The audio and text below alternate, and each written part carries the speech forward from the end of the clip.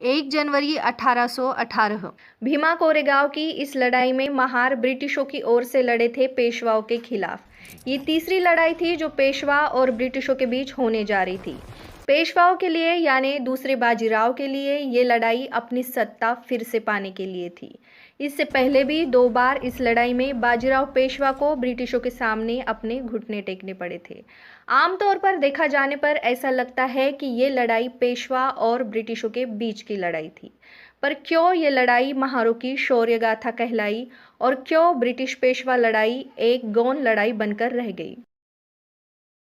पेशवा और ब्रिटिश साम्राज्य से पहले महाराष्ट्र में छत्रपति शिवाजी महाराज और उनके बाद उनके बेटे छत्रपति संभाजी महाराज का शासन था।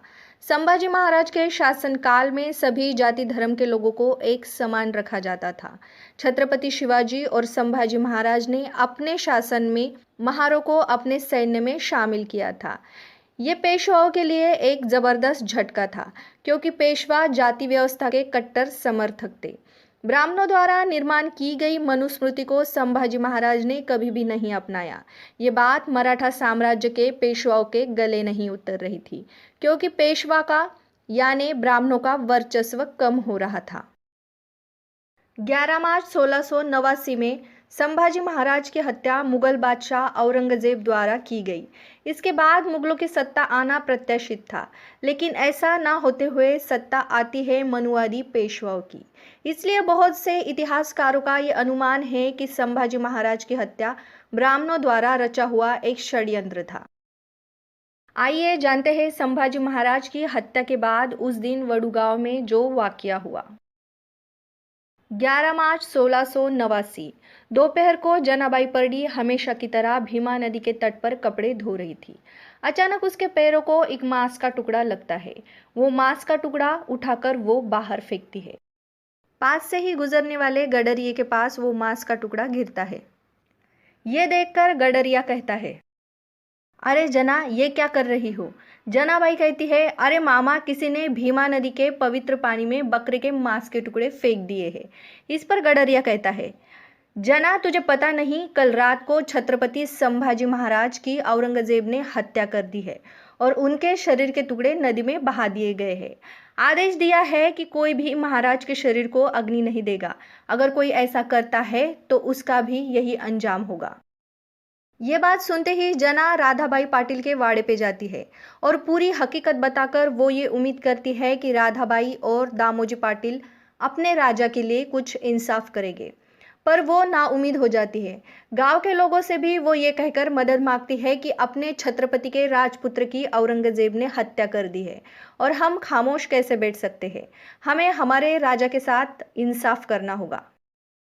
इसके बाद महारवाड़े से 3 महार नौजवान गोविंद महार, ढगोजी, मंगोजी महार ये कहते हुए सामने आते हैं कि जना, शिवाजी महाराज के पालकी को इन महारों ने कंधा दिया है और संभाजी महाराज की तो बात ही कुछ और है। छत्रपति का ये राजपुत्र इन महारों के घर का खाना खा के हमारे साथ हमारे यहाँ पला बड़ा है। कोई सामने आए या ना आए, ये महार अपने राजा के साथ नाइंसाफी नहीं होने देंगे। पूरे गांव की औरतें और नौजवान उसके बाद महाराज के शरीर के टुकड़े जमा करने के लिए आधी रात में नदी में उतर गए। शरीर के टुकड़े जमा करने के बाद महाराज के शरीर को रघुनाथ बाबा की जो वतनी जमीन थी उस पर अग्नि दी गई।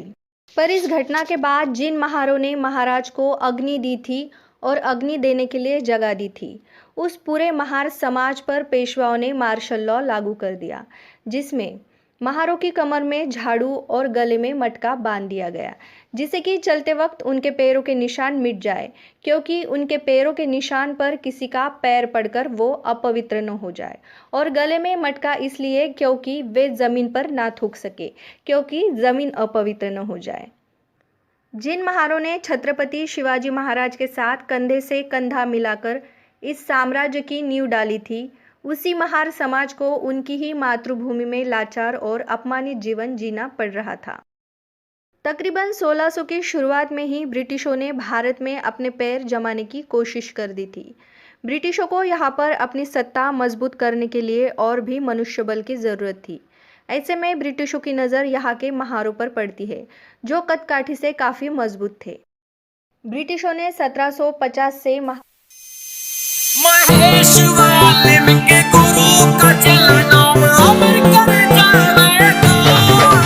जाटव क्यों करे समाई दुनिया में ला दे तबाही।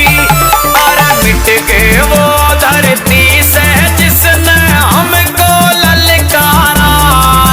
मेरे जाटव शेरो जागो चीख इतिहास रहा थारा। मेरे जाटव शेरो जागो चीख इतिहास रहा थारा।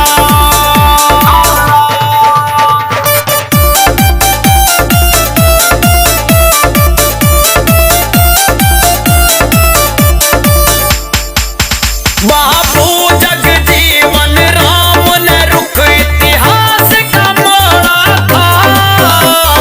देश विरोधी को महारों को अपनी बॉम्बे आर्मी में शामिल करना शुरू किया।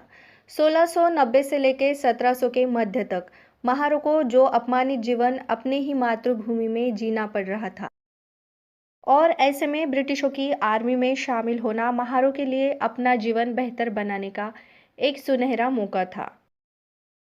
पेशवा ब्रिटिश युद्ध में पेशवा बाजीराव की हार होने के बाद ब्रिटिश और बाजीराव पेशवा में एक सौदा होता है, जिसके तहत पूना ब्रिटिशों के कब्जे में आ जाता है।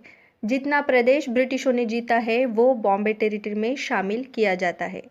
इतनी करारी हार होने के बाद भी बाजीराव 1817 में फिर से एक बार सिंधिया और होलकर की मदद से पूना की सत्ता फिर से हासिल करना चाहता था।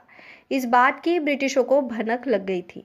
पेशवा और ब्रिटिश युद्ध के लिए तैयार है, ये बात महा रेजिमेंट के सरदार सिद्धनाग के कानों पर पड़ती है। लेकिन सिद्धनाग की ब्रिटिशों का साथ देकर पेशवाओं के खिलाफ लड़ने की कोई इच्छा नहीं थी। इसलिए सरदार सिद्धनाग ने पेशवा बाजीराव से मिलकर उनके सामने एक प्रस्ताव रखा कि अगर वे पेशवाओं का साथ देकर ब्रिटिशों के खिलाफ लड़ेंगे तो बदले में महारों की उनके साम्राज्य में क्या जगह होगी। इस पर बाजीराव पेशवा अहंकार भरे शब्दों से कहता है कि बेशक लड़ो ब्रिटिशों की ओर से, पर तुम महारों के लिए सुई के नोक जितनी भी जगह पेशवा साम्राज्य में नहीं होगी। तुम वर्ण के हिसाब से अछूत थे और अछूत ही रहोगे। पेशवा के इस जवाब के बाद महारों के लिए ये लड़ाई अब अपने आत्मसम्मान की लड़ाई बन चुकी थी। 1 जनवरी 1818 में मुंबई नेटिव इन्फेंट्री से 500 महार सैनिक इस युद्ध के लिए निकल पड़े। इस युद्ध में तकरीबन 250 घुड़सवार थे। कैप्टन स्टॉन्टन के नेतृत्व में तकरीबन 43 किलोमीटर चलकर ये सैन्य सुबह भीमा कोरेगांव पहुंचता है। पेशवाओं के लगभग 28,000 सैनिक थे, जिसमें 20,000 घुड़सवार थे और 8,000 पैदल सैन्य था। पेशवाओं ने किए हुए अत्याचार का तीव्र असंतोष लेकर महार सैनिक पेशवाओं पर टूट पड़ते हैं। महार सेना का नेतृत्व जतनाक, रतनाक और भीकनाक कर रहे होते हैं। आधी लड़ाई खत्म होने के बाद कैप्टन स्टॉन्टन दारूगोला खत्म होने की खबर सैन्य को देते हैं और सैन्य को पीछे हटने के आदेश दिए जाते हैं। पर 500 महार सैनिक सिर्फ अपनी तलवार और ढाल के साथ पेशवाओं से ये लड़ाई जारी रखते हैं। पूरा एक दिन और एक रात तक ये युद्ध चलता रहता है। महारों के सामने पेशवाओं की पेशवाई धीरे धीरे दम तोड़ रही थी। आने वाले नए साल का सूरज हमेशा हमेशा के लिए इस शौर्य गाथा का साक्षीदार होने वाला था।